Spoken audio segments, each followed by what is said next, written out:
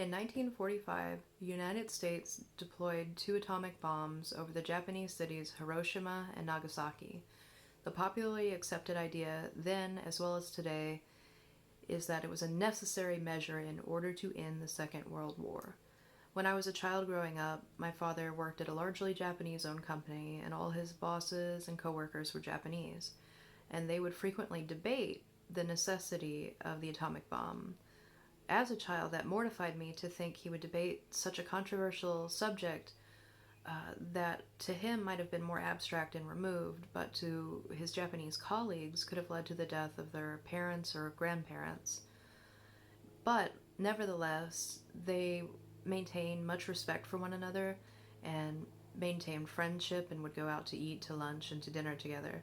And in that same spirit of healthy debate over controversial subjects, and after some research of my own, I want to discuss with you today some factors that have come to light since the Second World War that may at least cause us to reevaluate how necessary it was that the United States deployed the atomic bombs.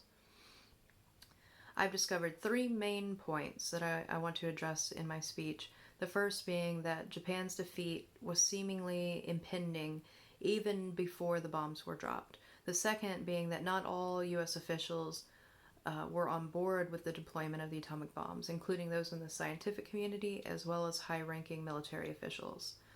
And finally, I want to discuss the lasting health impacts on the Japanese civilians that were devastating even for nearly a century after its deployment. Japan as a country was on the brink of total defeat, in part due to strategic airstrikes from the United States and the entrance of the Soviet Union. In the summer of 1945, the United States has already strategically targeted over 68 Japanese cities. Many of these cities were crucial ports that helped supply the rest of the country with ammunitions and food and other staples.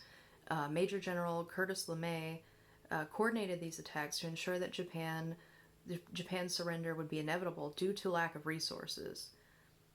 In February of that year, the Yalta Conference had been held, and Stalin agreed to join the Allies in our fight against the Axis.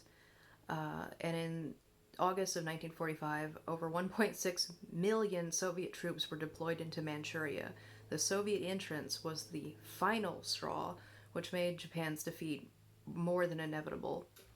And also, furthermore, not everyone was on board with the deployment of the atomic bombs to end World War II. Leo Szilard, a Hungarian physicist who had worked on the Manhattan Project and the development of the atomic bomb, stated that even as early as 1938, it was thought to just be being developed as a deterrent. This is because Germany had been exporting uranium from Czechoslovakia, and there was concern that they would develop the atomic bomb before the United States. This concept of would later become known as mutually assured destruction during the Cold War. The late astrophysicist Carl Sagan would later observe the concept of mutually assured destruction, or MAD, being like two sworn enemies standing waist-deep in gasoline, one of them with 3 matches and the other with 5. Ideally, you want neither party dropping their matches. Paul Nietzsche, a leading member of the Strategic Bombing Survey, wrote about how their survey had concluded that the atomic bomb was unnecessary. Paul Nietzsche wrote, "Air supremacy over Japan could have exerted sufficient pressure to bring about the unconditional surrender and obviate the need for invasion." Even Assistant Secretary Ralph Bard believed that a naval blockade and aerial bombardment would have been sufficient to force Japan to surrender. And the impact of the atomic bomb had lasted for over half a century after its deployment. The initial bombs poisoned, maimed, disfigured, and incinerated over 80,000 men, women, and children in a single violent instant in Hiroshima.